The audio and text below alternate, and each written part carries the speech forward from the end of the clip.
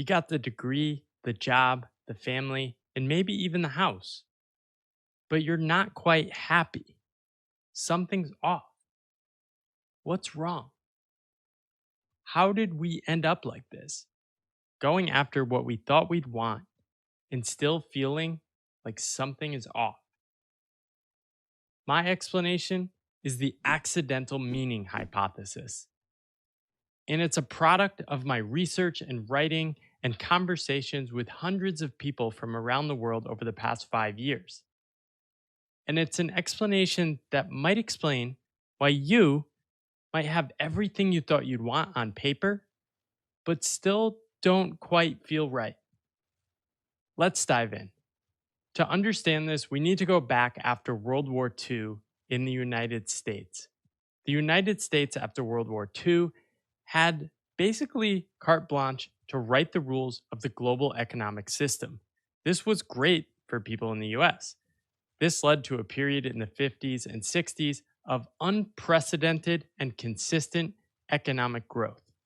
This period now, as economists refer to it looking back, refer to it as the Great Boom. Growth rates of more than 5% per year on average were totally normal. This is something we don't see anymore. Economic growth rates are now between like 2 and 3%. And in this period, at the same time of this great boom, more and more people were building their lives around stable, long term, full time jobs. These jobs were at companies like General Motors, General Electric, and these kind of companies dominated the US business world and were starting to make their impact felt across the world. Raj Chetty, a professor from Stanford, showed that after World War II, people had incredibly high odds of doing better economically than their parents. 9 out of 10 people would end up better than their parents. What did this mean? Basically, to do better than the previous generation, the best thing you could do to do better than your parents is to basically be born. Now, it's not so simple. In that same chart, Raj Chetty has shown that those odds have decreased to almost around 50%. Now, a lot of this has to do with changing family dynamics that other people have written about, right? There's way less two family households than there were then, and the economic conditions are just totally different. The days of the Great Boom are long gone. However, because of the economic success in places like the US and other countries that were benefiting from how the global financial system was set up, people came to expect that things would always just get better and better. There's an amazing quote from John Steinbeck about the spirit of this time written in the mid 1960s. Here's what he said: "No longer was it even acceptable that the child should be like his parents, live as they did. He must be better, live better, know more, dress more richly, and if possible, change from father's trade to a profession. The dream became touchingly national." This increase in expectations was profound and really described a larger shift. The American was becoming less of somebody that was just trying to make ends meet and more of an active consumer, a participant in the economy. Their expectations about what they wanted in terms of cars, houses, even appliances for their homes at the time were growing. This shift to wanting those things and expecting more out of life, especially materially, was a dramatic shift.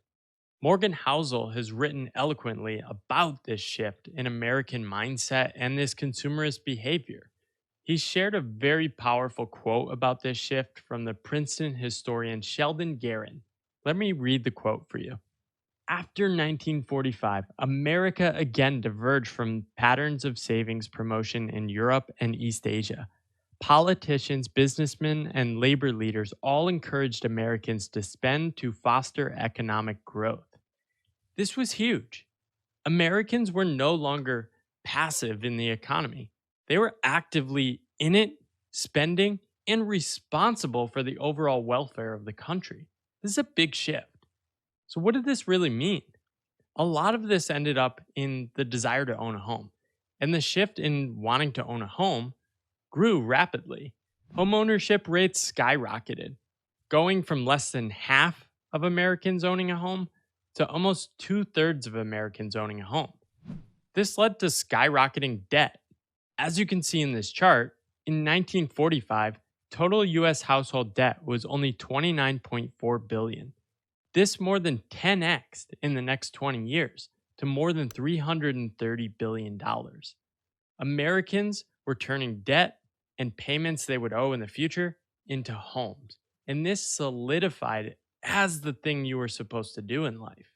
The second quote Housel showed was one from David Halberstam from his book, The 50s.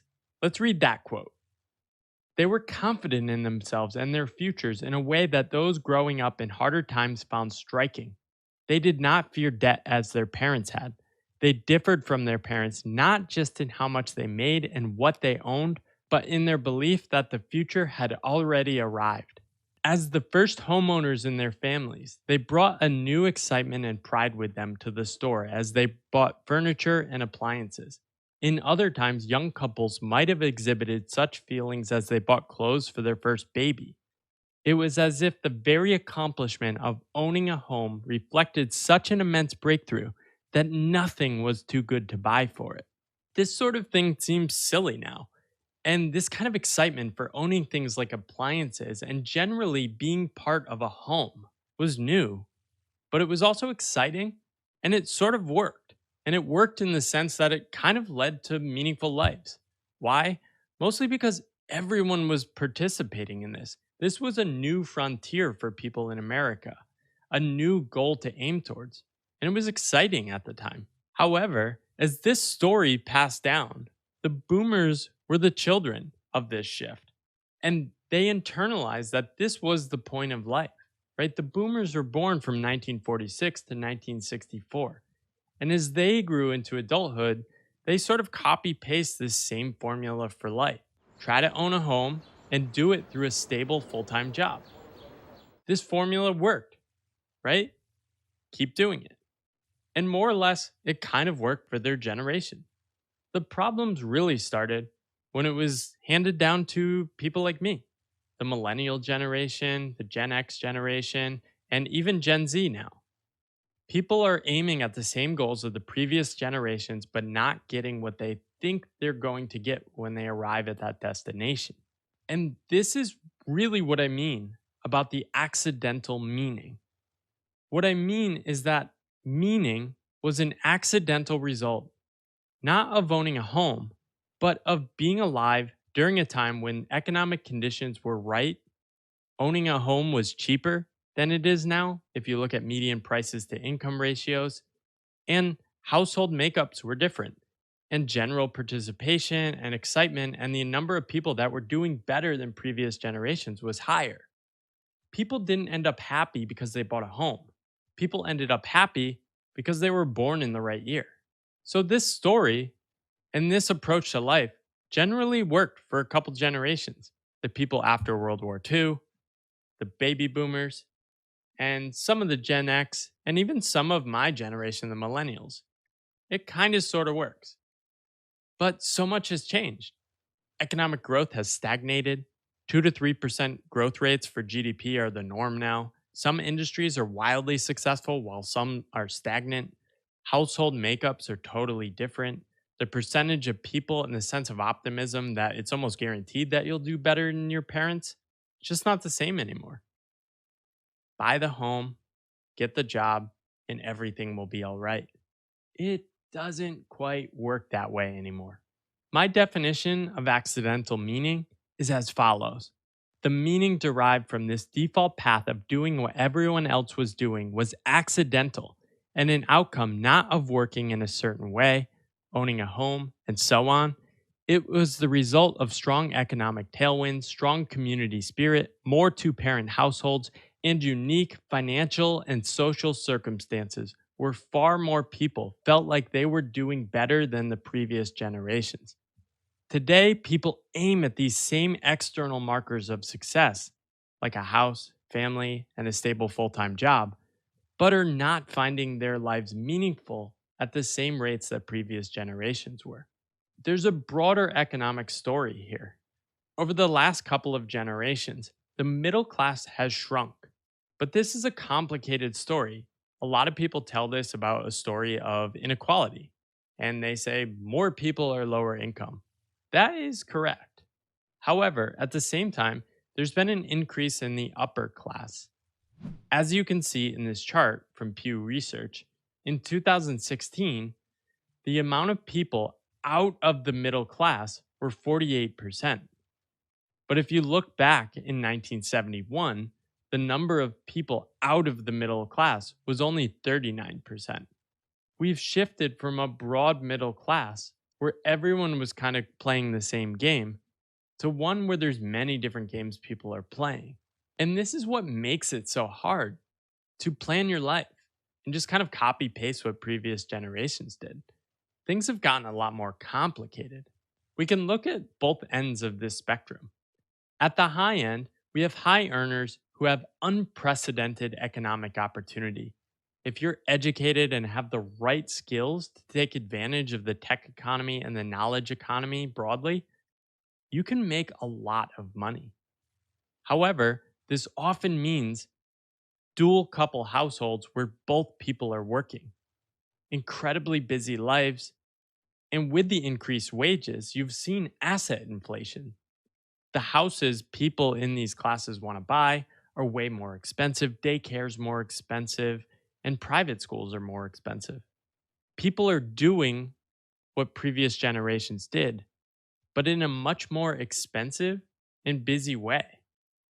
So when they have the fancy home and everything set up on paper, they have all the material needs they think they want, they still feel that inner feeling. Something's a little off. What is that? At the other end, people on the lower income bands, and especially the middle class, feel like they can't quite keep up. Pushed by the inflation driven by the upper income earners, they feel like they can't own the sort of average American home that they once did. Of course, the expectations of what kind of home people want has risen dramatically. The number of square feet per person in the average home has more than doubled over the past 50 years. This is totally new territory. People aren't really just copy pasting. They're taking the script that was passed down and taking it to the next level. They're not actually doing what their parents' generation did. They're trying to achieve something that's actually much harder and more difficult in today's reality and social and economic circumstances. Unfortunately, I don't have a good solution. I'm not somebody that's going to sit here on the internet and tell everyone this is exactly what you need to do to be happy or to get rich. I've never liked that kind of advice, and it never really worked for me. We're in a new territory. What worked for previous generations doesn't quite work anymore. However, it doesn't mean these things are bad, right? Getting a stable job, owning a home are still great things for many people. So I would say get a degree, get a job, start a family, buy a home, but be sure that you actually really want those things and that the costs you're paying to achieve those things, maybe it's incredible busyness in your life, are actually worth what you're paying. My book, The Pathless Path, is an exploration into new kinds of scripts and stories that might help us navigate this new terrain we're in. I tried to look at the scripts that were passed down to me from previous generations and just try to walk through my story of how I came to a broader awareness of what's really happening. I realized that I was following a script of how I thought my life should go, but I ended up in my 30s not quite satisfied with what I had. I had financial and material success, but it didn't seem worth the cost. In the last 5 years, I've been trying to carve a new path, and I've been guided by the wisdom of people who are saying the stories passed down to you aren't quite working. One of these people that's been a big role model to me is Jim O'Shaughnessy. He said this in a podcast with Chris Williamson, and he made the argument. I love the word he used. He said that period, that great boom, that was an anomaly. Now, Jim is a baby boomer, and he's super reflective about what's really going on and cares deeply about helping people thrive in their life and paths at all ages. Here's what he said in that podcast interview. We made a mistake, and by that, I mean my generation and my parents' generation. The mistake we made was thinking that the period from 1946 to 1980 was the norm, No, it was not. It was the anomaly. We had just wiped out the manufacturing capabilities of anyone who could challenge us. So the idea that you had the job with the gold watch and you could work there for your entire career and raise a family of four and all of that, that was an anomaly. So if that period was an anomaly, it means that we probably should be default skeptical of the stories and scripts that emerge from that time about how to live your life. They might have worked for previous generations and they might still work for many people in the current generations. But we should be willing to ask deeper questions. What do we really want? Are we just following a script or story that was handed to us by society or our families or the broader culture about what we should do in life to be a successful person, to be a good person? Or are these paths we're really opting into? Paths that are leading to things that make us satisfied as humans? I don't have all the answers, but I think we should be a little more skeptical about the stories and scripts that were handed to us. What do we really want from life? And what makes us happy? What leads to meaning? What leads us to fulfillment? Ask those questions, and it might lead you somewhere interesting.